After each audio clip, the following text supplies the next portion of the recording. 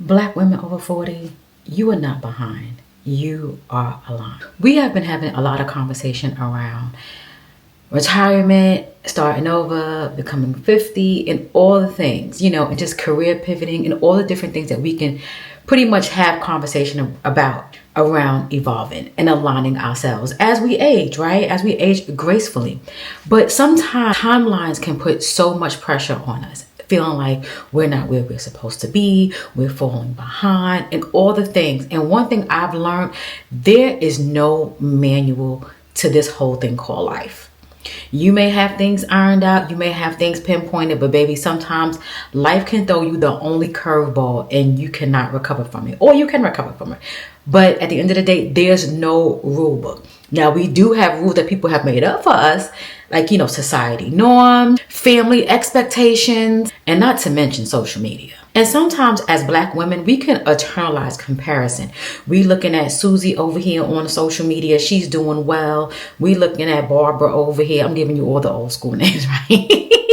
We looking at Barbara over here and she's excelling. But at the end of the day, just because what you see does not always mean that's what it is. Because again, we all can be chameleons and we all can put a veil up, and on the inside can be straight rotten apple. So we cannot look at what's going on social media, and even in our friends' lives, even in our family lives. Everybody is going through something. If they're not going through something, that's great. That's good. But at the end of the day, my thing is, I don't care just because I look at you and I'm like, you know what? I'll take advice from him or her because I wouldn't mind trading lives. At the end of the day, we don't even know what that life is. We're just looking at the exterior. So we got to be very particular about even who we take advice from. Girl, that's another story. See how I be jumping? Let's carry on. So now we understand timeline pressures. What if your timeline is intentional? What if for you is how it's supposed to be? We get so caught up in, oh my God, why is this happening to me? Why is it happening now? I recently had some crazy crap happen to me. I don't even want to repeat what happened to me. But at the end of the day, it's like, you know what? Maybe I haven't learned the lesson along the way. So I look at it like, you know what, Kelly? Take it with a grain of salt, brush them shoulders off, tighten up that belt around that waist, and keep trucking. You never know what somebody's going through. So just make sure that your timeline is intentional and take your time, because you know what? This is your life. Have you ever sat back and felt like your life didn't make any sense? But when you look back at it, you like,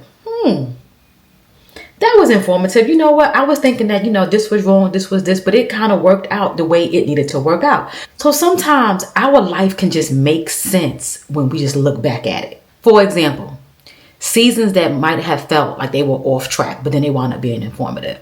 You couldn't tell me, let me just give you some example. I have to give, even like with career, I can sit back and say, this is what I want to do, this is how I want to do it. X, Y, and Z. But then sometimes we make a decision and the decision may look good on the canvas, but on the inside and behind the frame and behind all the different things, it doesn't make sense. It could be the worst decision that you ever made. But you know what? You learn from it and you look at it as a lesson. But when you're moving forward, you look back and you'll say, you know what?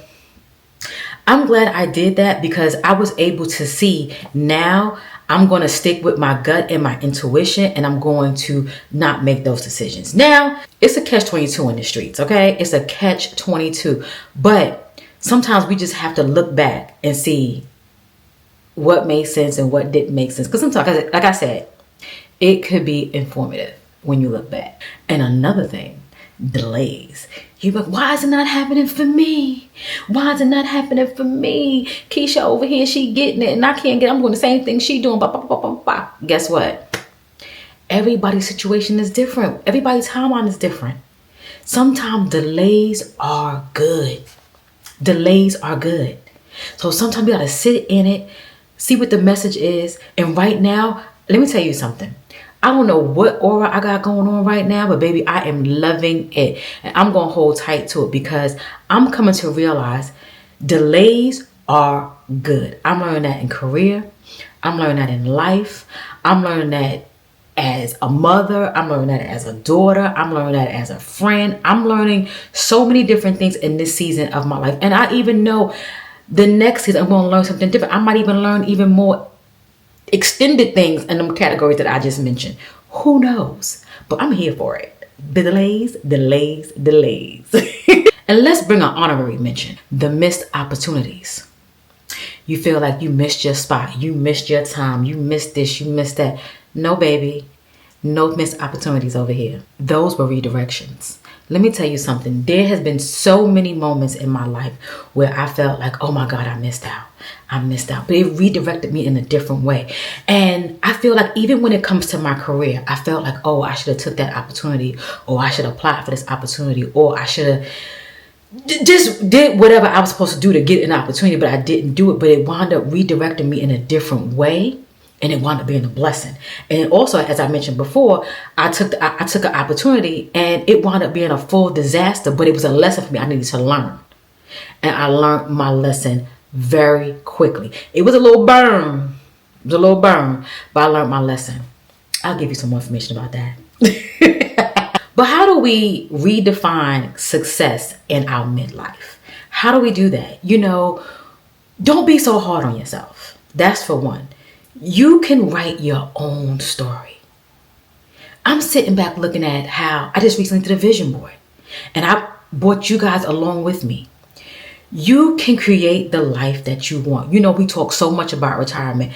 Retirement popped in my head. I've always thought about retirement. I always thought about, you make sure you invest in right, doing this and doing that. But I think I've really been taking it by the horns as this last month, because I had a rude awakening. Yes, you may have your cushion, you may have this, and it can hold you. But when I actually sat back and said, you know what? This cannot be life. This cannot be life. And when I went at it hard.